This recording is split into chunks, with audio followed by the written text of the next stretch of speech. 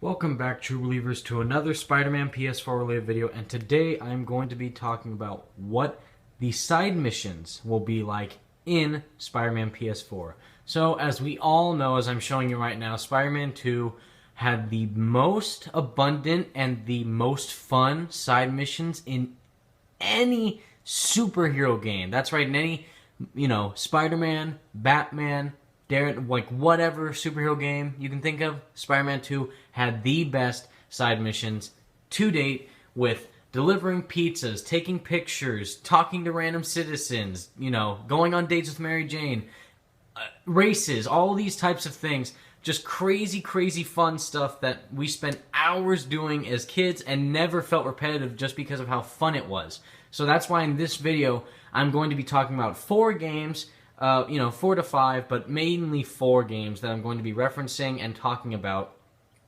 comparing and contrasting their side missions and how I think that they can be implemented into Spider-Man PS4. So for starters, there's Spider-Man 2, then we have Sunset Overdrive, which is the game most recognized from Insomniac games besides Ratchet and Clank. Then we have Batman Arkham Knight, and then we also have Infamous Second Son.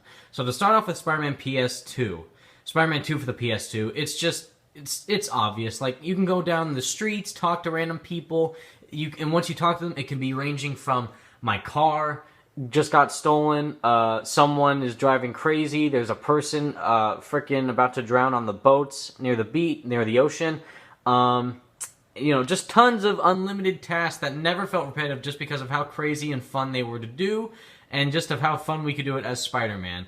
And hopefully Insomniac Games takes lesson from this, and they see how fun it is to just do missions like this that are crazy fun and never feel old. And then we have Insomniac Games' Sunset Overdrive, their game that they did, which was a free-roam game similar to the style of Spider-Man, and you also had side missions to do. Now, this is the cool part. This is how I think that the side missions will mainly work in Spider-Man PS4. If you played Sunset Overdrive, you know that there are main characters that you interact with in the game. Like, there's Sam, there's the Las Catrinas group, there's the Samurai group. Like, all these people in the game are characters that your character knows. So it's like, oh, your main character knows Sam, your main character knows For Kim, your main character knows the guy with no arms or legs, I forget his name.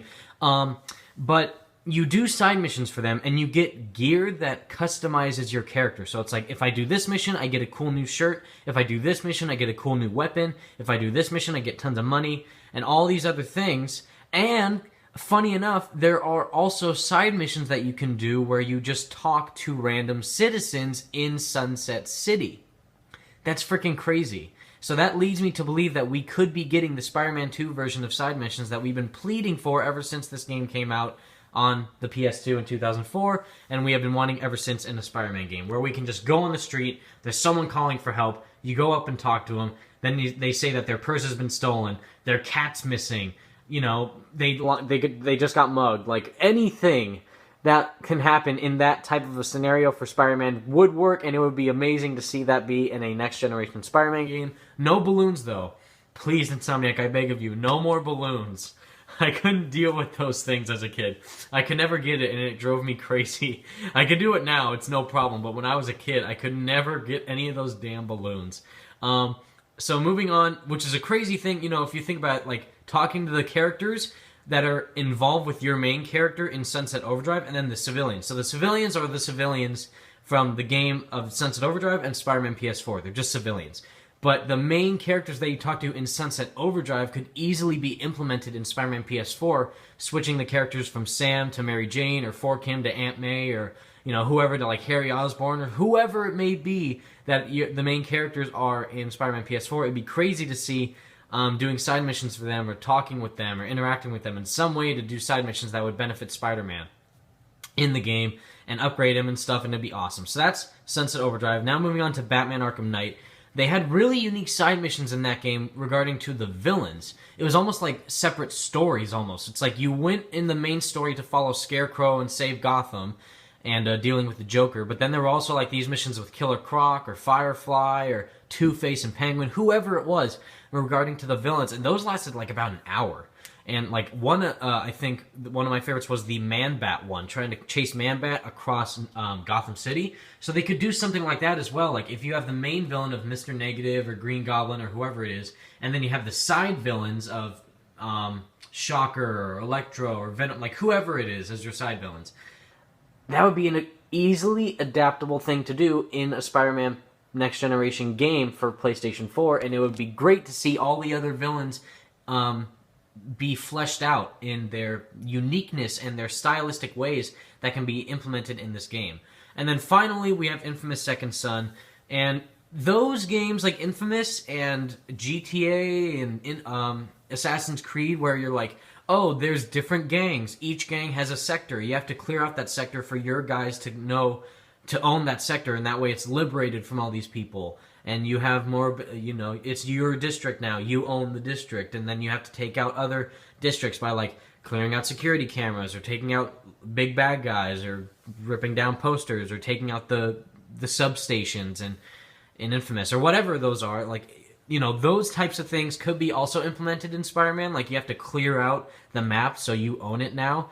But Insomniac hasn't done that in any of their games, so they could do it.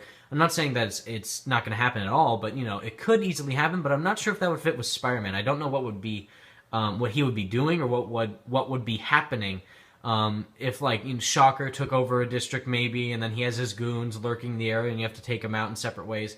That could be a side mission. Who knows? These are just some of my thoughts, you guys. Thank you so much for watching. Let me know what your thoughts are on how the side missions can be put in Spider-Man PS4. I love reading all the comments that you guys give me. I love interacting with you guys and making this community bigger for us. We're almost at 100 subscribers. I can't believe it, but when we do hit 100, I'm going to make another video thanking each and every one of you for your support and your interactivity with this channel and with me and everything. So just thank you once again, true believers, for watching.